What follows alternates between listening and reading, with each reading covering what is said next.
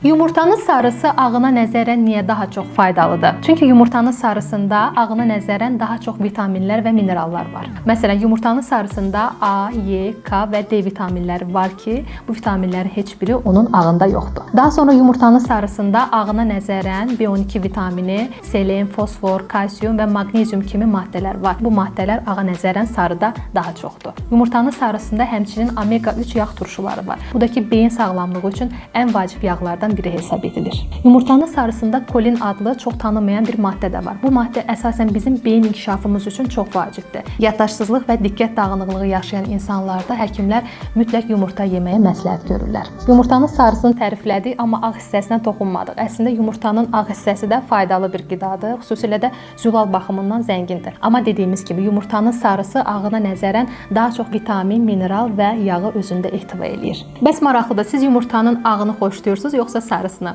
Yəqin ki, şərhlərdə heç yumurta tapırıq ki, yeyək ifadələrini də görəcəyik. Yenə də fikirlərinizi yazın, gözləyəcəm.